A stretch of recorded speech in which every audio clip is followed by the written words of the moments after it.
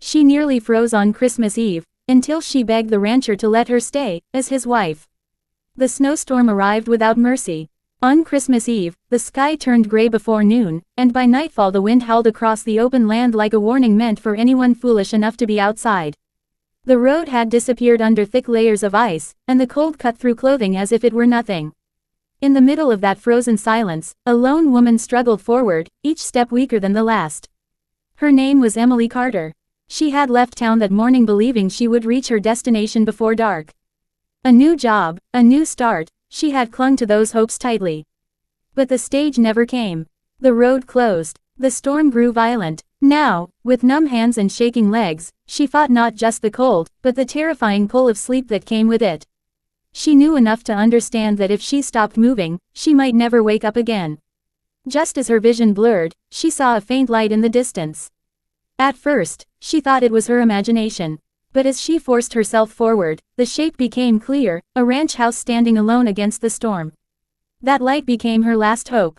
Gathering every bit of strength she had left, Emily stumbled toward it. The ranch belonged to Jack Miller, a man known for his quiet nature and solitary life. He had lived alone for years, choosing work and routine over company. Christmas Eve meant nothing special to him anymore. That night, he sat by the fire repairing a leather harness when he heard something unusual, a soft knock, almost lost in the wind. He opened the door and froze. A woman stood on his porch, covered in snow, her face pale and lips trembling. Before he could speak, she whispered one word, barely audible. "Please." Her knees gave out, and Jack caught her just in time. He pulled her inside, shut the door against the storm, and laid her near the fire. Her skin was ice cold. Without wasting time, he wrapped her in blankets, warmed water, and worked carefully to bring her back from the edge. Outside, the wind raged. Inside, time slowed. When Emily finally woke, the pain of warmth returning made her gasp. She opened her eyes to the crackling fire and a stranger watching her with concern. Fear flashed through her, but it faded quickly when she realized she was safe. She thanked him weakly and explained what had happened. Her voice shook, not just from the cold, but from everything she had almost lost. Jack listened quietly. When she finished, he simply said she could stay until the storm passed. There was no judgment in his voice, only certainty. Emily felt relief wash over her, heavier than exhaustion. That night stretched on in strange calm. They shared a simple meal. The storm battered the walls, but inside the house felt warm in a way Emily hadn't felt in years. Conversation came slowly at first, then more easily. She spoke of being alone in the world, of drifting from place to place. Jack spoke little, but when he did, she sensed old pain beneath his steady tone. As midnight approached, fear returned. Emily asked what would happen when the storm ended. Jack answered honestly, he would take her to the nearest town. After that, she would be on her own again. The thought broke her. The words escaped before she could stop them. She told him she didn't want to face the world alone anymore. She told him she wasn't asking out of greed or manipulation. She was asking for safety, for belonging, for a chance to survive winter, and life, with someone.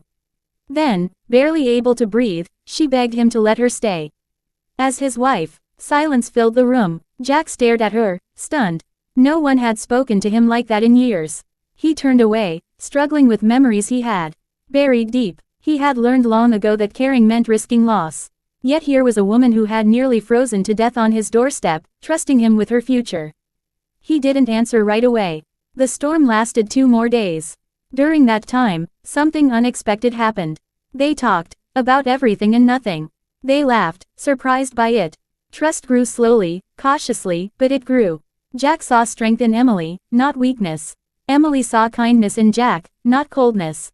When the sky finally cleared and sunlight reflected off the snow, Jack made his decision. He told her he would not marry out of pity or desperation. But if she truly chose this life, its hardships, its honesty, then he would choose it too. Together, Emily cried, not from fear this time, but from relief. That Christmas did not bring gifts or celebration. It brought something quieter, something stronger. 2 lives, once frozen by loss and loneliness, found warmth in each other, on the coldest night of the year.